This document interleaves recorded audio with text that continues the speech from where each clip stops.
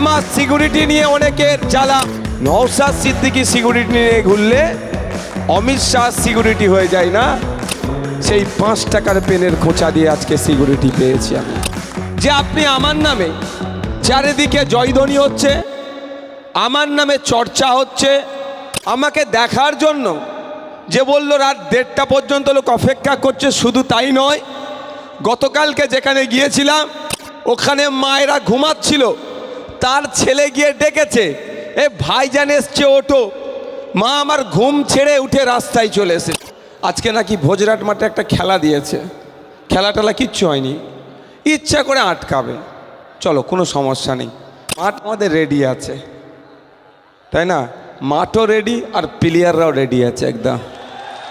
আর দর্শক বলতে লাগবে বিনা বিরিয়ানির প্যাকেট, তেল খরচ, রোজ কোনো কিছুর ব্যাপার নাই, শুধু একবার কানে চলে যাওয়া যে খাম চিহ্ন ডাক দিয়েছে।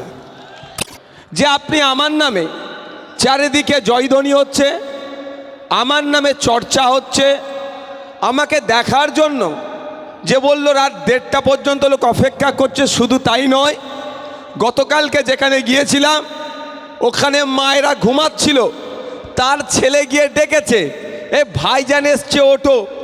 মা আমার ঘুম ছেড়ে উঠে রাস্তায় চলে এসে। কিন্তু এই যে সম্মান আমি পাচ্ছি, এই যে পরিস্থিতি আমার হয়েছে, বাংলার কেন বাংলার মায়ের মানুষ নওশাদকে রাজনৈতিক নেতা হিসাবে চিনেছে, তার একমাত্র মাধ্যম হচ্ছে ভাঙড়। ভাঙড় ভাঙড় ভাঙড় যদি আমাকে জিতিয়ে না পাঠাতো তাহলে এত দ্রুততার সাথে হয়তো রাজনৈতিক নেতা হিসাবে আমাকে পরিগণিত হতাম না আমি, বা চর্চাতেও আসতাম না হয়তো। আমি তার সাথে একটু, যেমন এটা খুশির খবর, তার সাথে আমি একটা জিনিস দুঃখিত।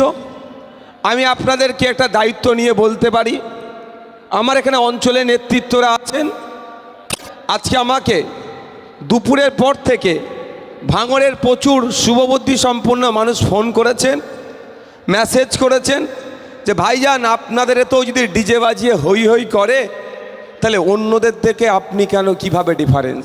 আমি দুঃখিত, ব্যথিত যে আপনারা ডিজের আওয়াজে কিছুটা হলেও অস্বস্তি ফিল করেছেন।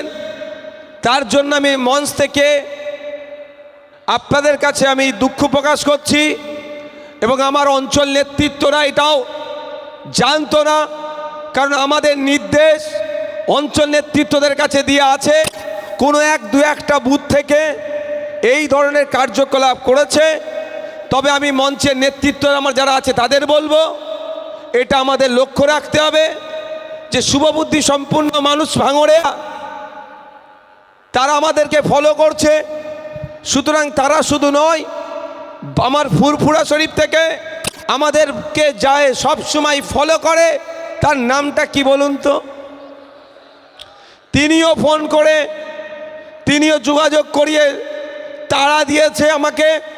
তাই অনুরোধ করব আমি যে এই ডিজে বাজানো থেকে আমরা সম্পূর্ণরূপে ডিজেকে আমরা পরিত্যাগ করব, আপনাদেরকে আমি কথা দিচ্ছি।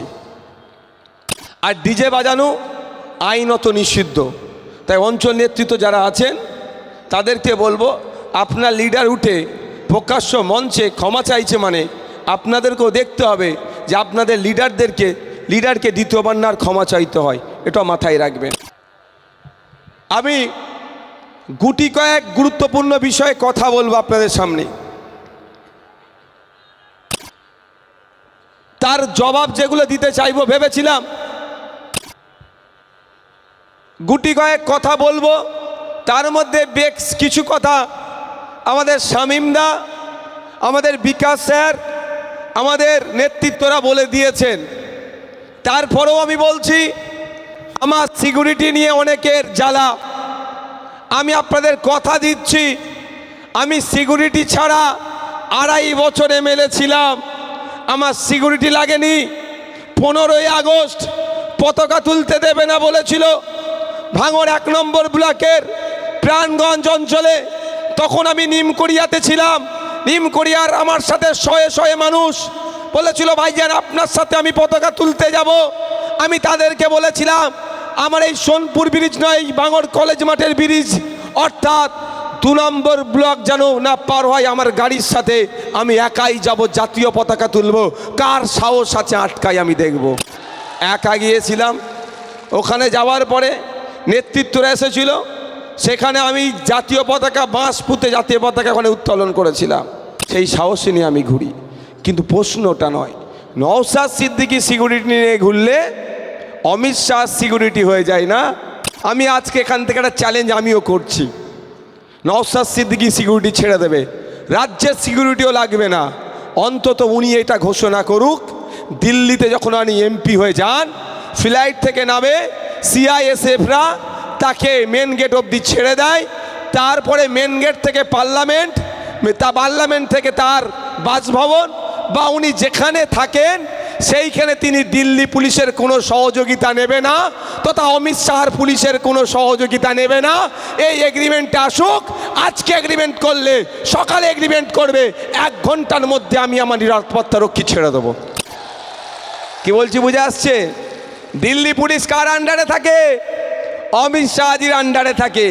সিআইএসএফ অমিত শাহজির আন্ডারে থাকে। আমি কেমনভাবে পেয়েছি, একাধিকবার চিঠি করেছি রাজ্য সরকারকে, অ্যাজ অ্যান এমএলএ যে সিকিউরিটি প্রোভাইড পাওয়ার দরকার মুখ্যমন্ত্রী সে সিকিউরিটি আমাকে দেয়নি।